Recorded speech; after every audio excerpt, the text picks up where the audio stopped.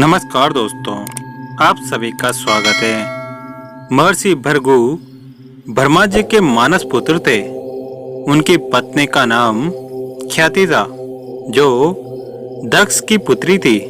महर्षि भृगु सप्त ऋषि मंडल के एक ऋषि हैं। सावन और भाद्रपद में वे भगवान सूर्य के रथ पर सवार रहते हैं। एक बार की बात है, सरस्वती नदी के तट पर ऋषि मुनि एकत्रित होकर इस विषय पर चर्चा कर रहे थे कि ब्रह्मा जी, शिव जी और विष्णु में सबसे बड़े और श्रेष्ठ कौन है।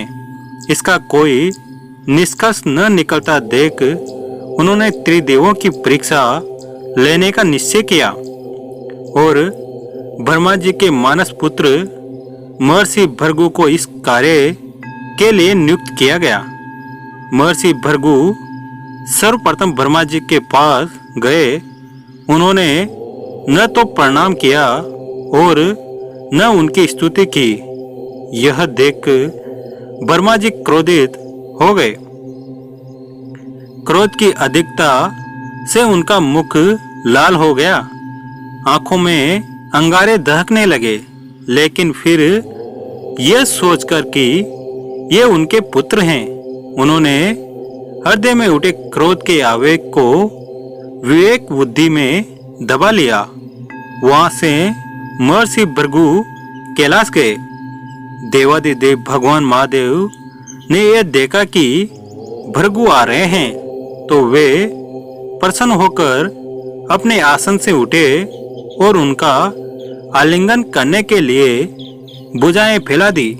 किंतु उनकी परीक्षा लेने के लिए भृगु मुनि उनका आलिंगन अस्वीकार करते हुए बोले, महादेव, आप सदा वेदों और धर्म की मर्यादा का उल्लंघन करते हैं। दुष्टों और पापियों को आप जो वरदान देते हैं, उनसे सृष्टि पर भयंकर संकट आ जाता है। इसलिए मैं आपका आलिंगन कभी भी न करूंगा। उनकी बात सुनकर भगवान शिव क्रोध में से तिलमिला उठे। उन्होंने जैसे ही त्रिशूल उठाकर उन्हें मारना चाहा, वैसे ही भगवती सती ने बहुत अनुनय विनय कर किसी प्रकार से उनका क्रोध शांत किया। इसके बाद भृगु मुनि वैकुंठ लौट गए। उस समय भगवान विष्णु श्री विष्णु देवी लक्ष्मी की गोद में सिर रखकर लेटे थे। भृगु ने जाते ही उनके वक्ष पर एक तेज लात मारी। भक्त वत्सल भगवान विष्णु शीघ्र ही अपने आसन से उठ खड़े हुए और उन्हें प्रणाम करके उनके चरण चलाते हुए बोले, भगवान, आपके पैर पर चोट तो नहीं लगी? कृपया इस आसन पर विश्राम कीजिए। भगवान, मुझे आपके शुभ आगमन का ज्ञान न था, इसलिए मैं आपका स्वागत नहीं कर सका। आपके चरणों का स्पर्श तीर्थों को पवित्र करने वाला है। आपके चरणों के स्पर्श से आज मैं धन्य हो गया। भगवान विष्णु का यह प्रेम व्यवहार देखकर महर्षि भृगु की आंखों में आंसू बहने लगे।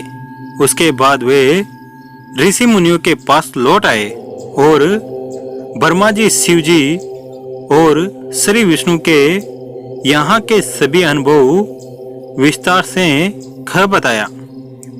उनके अनुभव सुनकर सभी ऋषि मुनि बड़े हैरान हुए और उनके सभी संदेह दूर हो गए।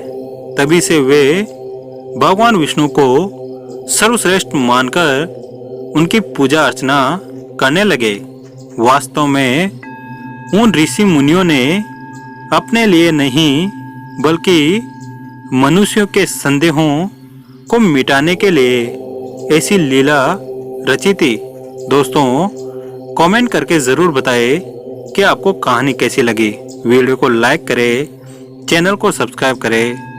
जय श्री राधे राधे।